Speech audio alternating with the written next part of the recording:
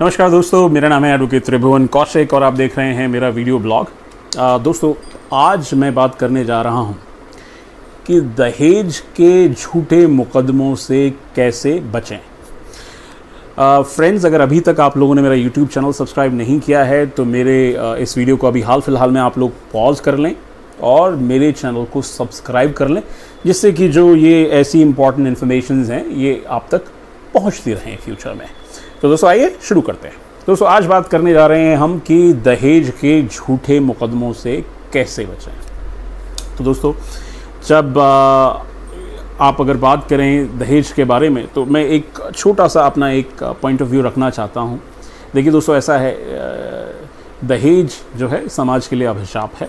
तो अगर कभी कहा जाता है कि यार इस तरह का, यार हम शादी में ये लेना चाहते हैं, शादी में वो लेना चाहते हैं, और दहेज के नाम पे जो बच्चियां हैं उन या अपनी बहुओं को परेशान करना, ये गलत प्रेरोगेटिव है। This is wrong, this is legally also wrong. लेकिन अगर आपको झूठे दहेज के मुकदमे में फंसा दिया गया है तो उससे आपको कैसे बचना है वो मैं इस पूरे वीडियो में आपको बताने जा रहा हूँ। तो आइए शुरू करते हैं। दोस्तों, ऐसा है, जो दहेज है, दहेज के मुकदमों में अमूमन ये देखा जाता है कि हिंदुस्तान भर में क्योंकि प्रथा चली आ रही है काफ़ी लंबे वक्त से, तो जब अमूमन शादियां जब होती हैं तो उसमें जो लड़की पक्ष होता है कुछ लड़के पक्ष को देता है और लड़का पक्ष भी लड़की या उसके घर वालों के लिए बहुत सारी चीज़ें करता है। अमूमन देखा ये जाता है दहेज के मुकदमों में कि जब किसी भी तरह के जो आइटम्स, यानी कि दहेज के सामान जो लड़की पक्ष वाले कहते हैं, या फिर शादी में दिए जाने वाले बहुत सारे जो आइटम्स होते हैं, उसमें जब मुकदमा लिखा जाता है तो उसमें एक लंबी लिस्ट निकल के सामने आ जाती है कि साहब ये हमने दिया फलां फलां फलां, ये सब सारी चीज़ें निकल के आ जाती हैं। लड़की पक्ष वाले बहुत सारे झूठे आरोप लगाते हैं कि यार इसने दहेज में कार मांगा, भैंस मांगा, गाय मांगा, मोटरसाइकिल मांगा, ये मांगा, वो मांगा, 2 मोटरसाइकिल मांगा, 5 लाख मांगा, 10 लाख मांगा, ये सब सारी चीज़ें निकल कर सामने आती हैं। और दहेज मांगने के लिए हमारे लड़के की पिटाई करते थे, ये करते थे, वो करते थे, ये सब सारी चीज़ें भी निकल के आती हैं। दोस्तों, जैसा कि मैं शुरू से कह रहा हूँ वीडियो की शुरुआत से, कि दहेज मांगना एक अपराध है और दहेज देना भी एक अपराध है। तो ये भी आप ये समझ लें, ना तो दहेज मांगना चाहिए और ना ही दहेज देना चाहिए। लेकिन अगर आपको झूठे मुकदमे में फंसाया जा रहा है दहेज के नाम पे, तो आपको सबसे पहले क्या करना है वो आप समझ लीजिए। दोस्तों देखिए, ऐसा है, अगर आपको झूठे मुकदमे में फंसाया जा रहा है तो सबसे पहले आप एक बात ध्यान रख लें कि दहेज के मुकदमे में, क्योंकि लड़के के अलावा उसके घर परिवार के बहुत सारे लोगों का नाम भी लिखवाया जाता है, तो सबसे पहले आपको क्या करना है, क्योंकि दहेज के मुकदमों में जो सुप्रीम कोर्ट्स की जो रूलिंग्स हैं या फिर जिस हिसाब से राज्य सरकारें काम करती हैं, वो इस हिसाब से काम करती हैं कि वो सबसे पहले मुकदमा लिखने से पहले मीडिएशन करती हैं।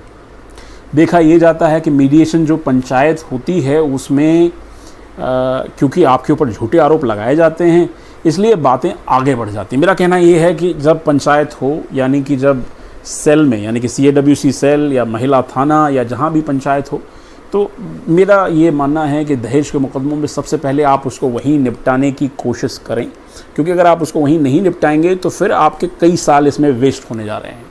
आपका टाइम लगने वाला है, आपका पैसा लगने वाला है, और आपका जो है सामाजिक, जो आपकी इज़्ज़त है, सामाजिक प्रतिष्ठा है, सब दाव पे लगने जा रही है। दोस्तों, अगर आप ने पूरा प्रयास किया और लड़की पक्ष आपकी बात नहीं माना, कहाँ, जब पंचायत हो रही थी या फिर CAWC सेल के सामने बात हो रही थी या फिर वुमेन सेल के सामने बात हो रही थी या महिला थाने में बात हो रही थी, फिर आपको क्या करना है, आप तुरंत बगैर टाइम वेस्ट किए आप जिन जिन लोगों के खिलाफ मुकदमा हो सकता है, आप एंटिसिपेटरी बेल फाइल करें।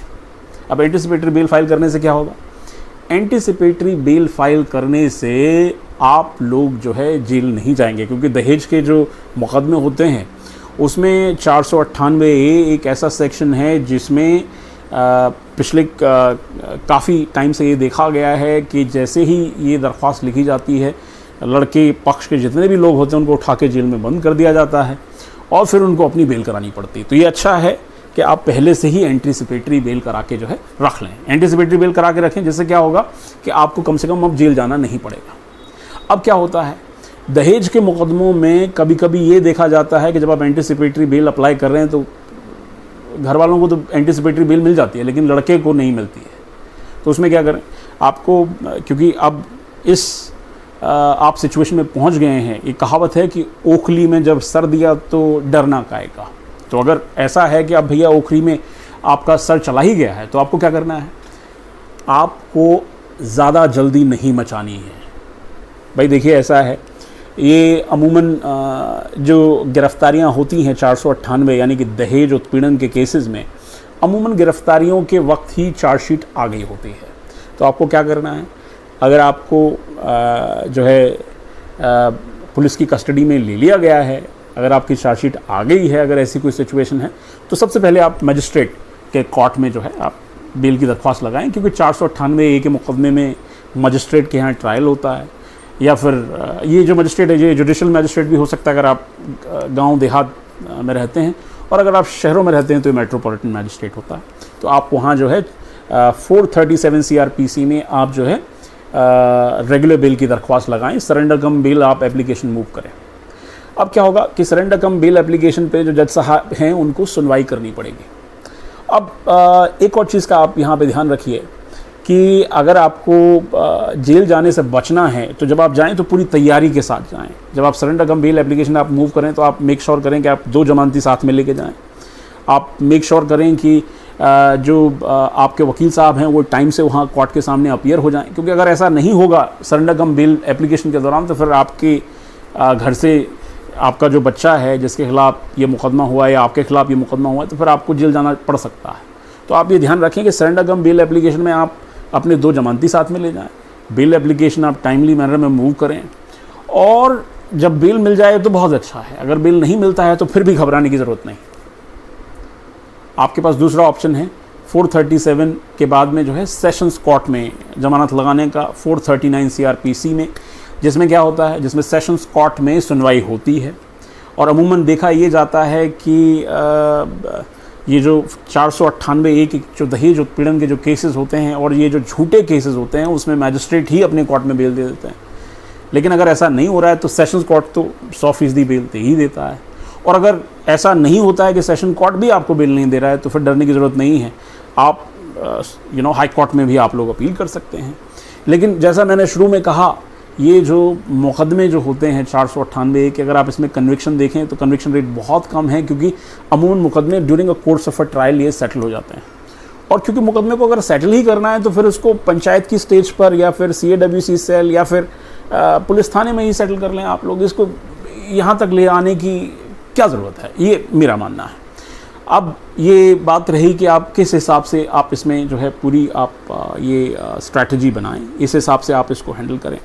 अब जब दहेज का मुकदमा होगा आपके ऊपर तो कई और मुकदमे आप लोगों के ऊपर हो सकते हैं। पहला मुकदमा आपके यहाँ आपके ऊपर होगा 498 और उसके साथ में रेलेवेंट IPC या दहेज उत्पीड़न अधिनियम यानी कि डाउरी प्रोहिबिशन एक्ट के कुछ सेक्शंस के साथ। दूसरा मुकदमा आपके ऊपर घरेलू हिंसा यानी कि डोमेस्टिक वायलेंस एक्ट 2005 का हो सकता है। तीसरा मुकदमा आपके ऊपर मेंटेनेंस का हो सकता है। चौथा मुकदमा अगर बच्चे हैं तो बच्चों की कस्टडी का भी हो सकता है। तो इतने सारे मुकदमे इसमें जो है लादे जाते हैं, एक के बाद एक मुकदमे इसमें होते रहते हैं। तो आपको क्या करना है, आपको एक पूरी स्ट्रैटेजी बनानी है। पूरा जो 498 के जो मुकदमे होते हैं जिसमें झूठा दहेज मांगा जाता है, वहाँ पे आप अपने आप को इन मुकदमों से बाहर निकाल सकते हैं सिर्फ़ और सिर्फ एक सॉलिड स्ट्रैटेजी के थ्रू। तो क्या करें, आप एक वकील साहब से मिलें, उनके साथ बैठ के पूरी सॉलिड स्ट्रैटेजी आप बनाएं। अगर आपको लग रहा है कि आपने पूरे प्रयास कर लिए हैं, मध्यस्थता नहीं चल रही है, लड़की पक्ष किसी की बात मानने के लिए तैयार नहीं है, अगर आपको लगता है कि ये झूठा आपके ऊपर मुकदमा चल रहा है, तो पूरी आप स्ट्रैटेजी बनाएं। जैसा मैंने कहा, सबसे पहले एंटीसिपेटरी बेल लें, उसके बाद में रेगुलर बेल लें अगर एंटीसिपेटरी बेल नहीं मिल रही है, उसके बाद में ट्रायल के लिए अपने आप को आप प्रिपेयर करें। बाकी के जो मुकदमे घरेलू हिंसा, मेंटेनेंस और इसके साथ में अगर बच्चों का कस्टडी वगैरह के जो मुकदमे होते हैं उसके लिए भी आप एक प्रॉपर स्ट्रैटेजी बनाएं। तो ये पूरा जो है आपको स्ट्रैटेजिक तरीके से लड़ना है। अगर ये मुकदमा झूठा है, मैं आपको वादे के साथ कह सकता हूं कि ये मुकदमा सर्वाइव नहीं करेगा during a course of a trial. और अब मैं आपको आखिर में जाते जाते एक बहुत ही महत्वपूर्ण चीज़ बताने जा रहा हूँ। दोस्तों, देखा ये जाता है कि दहेज के मुकदमों में कहा जाता है कि हमने ये सामान दिया या हमसे ये सामान मांगा गया, लेकिन उसके बारे में कोई लिस्ट नहीं दी जाती है। और लिस्ट वो लिस्ट नहीं होती है कि जो लड़की पक्ष ऐसे ही उठा के लिस्ट दे दे। लिस्ट का मतलब है डॉबरी, ये जो प्रोहिबिशन रूल्स हैं उसके हिसाब से एक लिस्ट होनी चाहिए जिस पर दोनों पक्षों के हस्ताक्षर हों विटनेसेस के साथ में। तो अगर ऐसी लिस्ट नहीं है तो आपका कोई कुछ बांका नहीं कर सकता है। आपको क्या करना है, आपको पूरी अपनी स्ट्रैटेजी बनानी है इस हिसाब से जिससे कि आप इस मुकदमे में आप अच्छे तरीके से अपने आप को बाहर निकाल पाएँ। हाँ, ये सही बात है कि इसमें थोड़ा वक्त लगेगा, बट ट्रूथ शुड प्रिवेल, सत्यमेव जयते। दोस्तों, आज के मेरे वीडियो में बस इतना ही। अगर मैं अपने वीडियो के थ्रू आपके लिए कोई वैल्यू क्रिएट कर पा रहा हूँ तो आप मेरे यूट्यूब चैनल को सब्सक्राइब करें, साथ ही साथ आप जो है बेल आइकन भी दबाएं, मेरे वीडियोस पे कमेंट करें, लाइक करें, शेयर करें, क्योंकि अगर आप जितना शेयर करेंगे लोगों के साथ मेरे वीडियोस को, उन तक जो मैं वैल्यूएबल इन्फॉर्मेशन दे रहा हूँ वो उन तक पहुँच पाएगी। आज के लिए बस इतना ही। You have a good one.